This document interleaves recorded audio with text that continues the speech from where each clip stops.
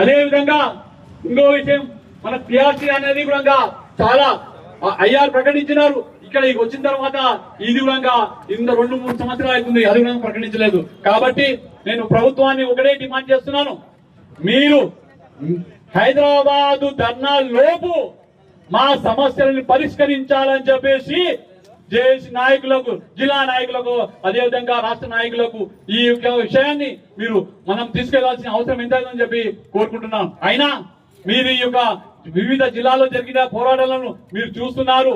తప్పకుండా మీరు ఒకవేళ స్పందించకుంటే గత ప్రభుత్వము గతి మీకు పడుతుందని చెప్పేసి ఈ సభ ద్వారా మీకు తెలియజేసుకుంటున్నాను.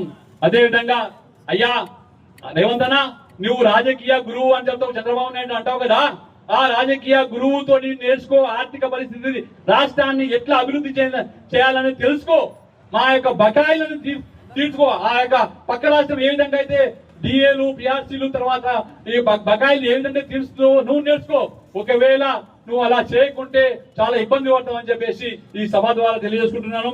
అదేవిధంగా మనకు ముఖ్యంగా ఈ అశాస్త్రీయమైన హెల్త్ స్కీమ్ ఈహెచ్ఎస్, ఇది చాలా ఘోరమైన స్కీమ్. దీన్ని ఎక్కువ లోతుగా వెళ్ళదలుచుకోలేదు. ఓన్లీ దీన్ని మంచి టోటల్ గా మార్చేసేసి మళ్ళీ మన యొక్క జేఏసీ నాయకులని కూర్చోబెట్టేసి మళ్ళీ దాని యొక్క ప్రణాళికను మార్చేసి దాని యొక్క పద్ధతులను మార్చేసేసి మళ్ళీ కొత్త స్కీమ్ తేవాల్సిందిగా కోరుకుంటూ, ఎందుకంటే ఆ యొక్క స్కీమ్ లో మనకి ఏ విధంగా ఒక వాస్తవం చెప్తున్నాను, ఈ యొక్క ఆరోగ్యశ్రీ ఏముందో హెల్త్ కార్డు అదే ఉంటది. ఆడ ఉండేది ఓన్లీ జూనియర్ డాక్టర్లను తీసుకెళ్లి చూపిస్తారు.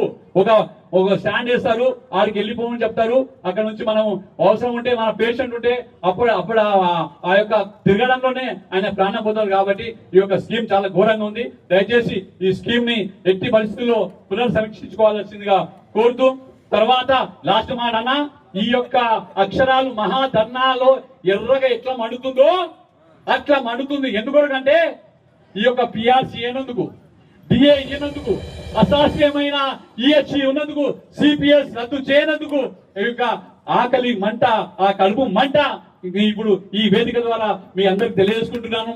ఈ మంటతోటి వాళ్ళ ప్రభుత్వం కనువిప్పేసి నాకు మళ్ళా అవకాశం మళ్ళీ ఏమి వద్దన్నా ఇప్పుడే చాలు.